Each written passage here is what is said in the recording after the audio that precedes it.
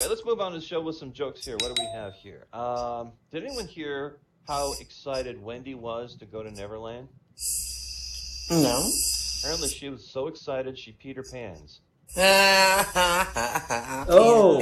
Peter Pan. Oh, Nick's here. Hey, Nick. Hey, Nick. Nick, we're glad to see you, Nick. Thank you for coming. Hey, guys. All right, here's another goes into a bar joke. Actually, you know what? I remember a while ago, we were really dry of something goes into a bar.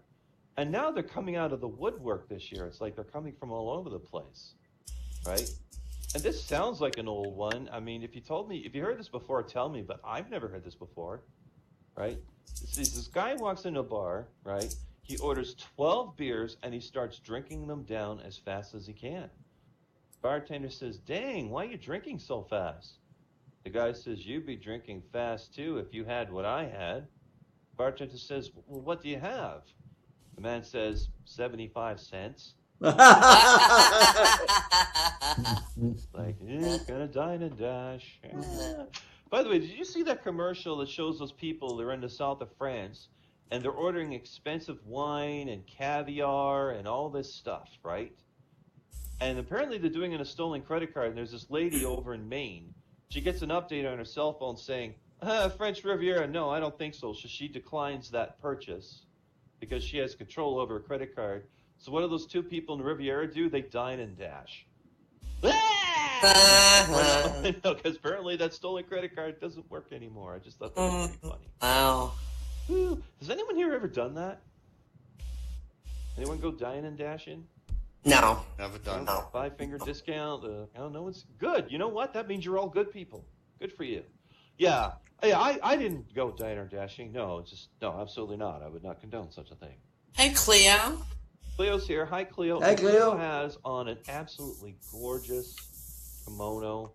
I've been looking for one that fits this avatar, and I haven't had much luck with that. I have a weird shape avatar. It's difficult to find one that works well. Okay, so moving to some more jokes, and it is, man tells his wife, "I bet you can't say something that would make me happy and sad at the same time." She says, "Out of all your friends, you have the biggest penis." See?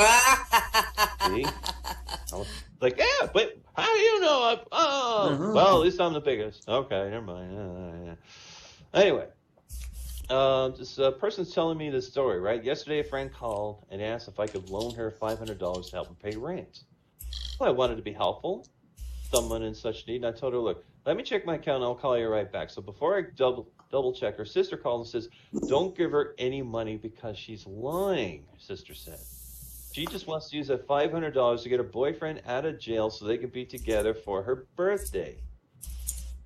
That's a bit weird, but okay, I think about it for a minute and then decide go ahead and just give her the $500. In a few minutes, right, go by, and she called me from the local jail and she's crying about being arrested. She started screaming, asking, "Why'd you give me counterfeit money?" And I said, "Well, so you and your man could be together for your birthday." Yeah. Be together for your birthday. Yay. Does anyone have anything that's weird going on in the world right now they want to talk about? No weirdness. No. Yeah, I had a Have you ever seen anybody mow their entire yard with a weed whacker?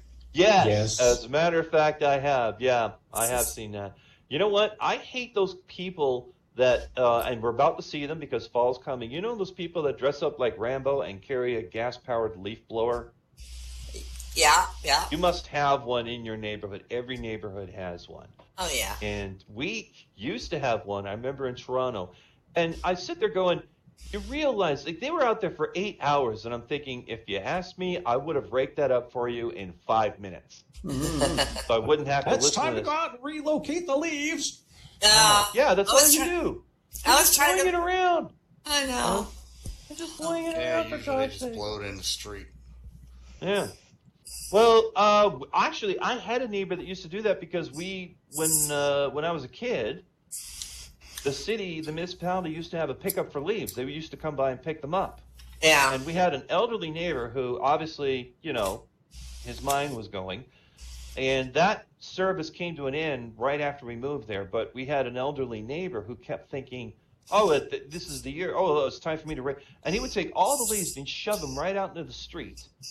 But street was really busy. Nothing would ever come by and pick up those leaves, and the cars would just drive through it and just blow those leaves all over the goddamn place. Right? So this guy would be out in the middle of traffic, like almost getting run over by a car. I don't know how many occasions, blowing leaves around. And my dad would yell at me, saying, "Get out there and pick that shit up." It's like, can I wait for him to get hit by a car first or something? I don't want to. I don't want to be the one to get run over to clean it because somebody's, his brain isn't all there. Good Lord. Well, it's illegal to actually, when you mow your yard, you're not supposed to blow it out into the, if you have one of those. Absolutely right. You're absolutely right. Yeah. People do it all the time. Yeah.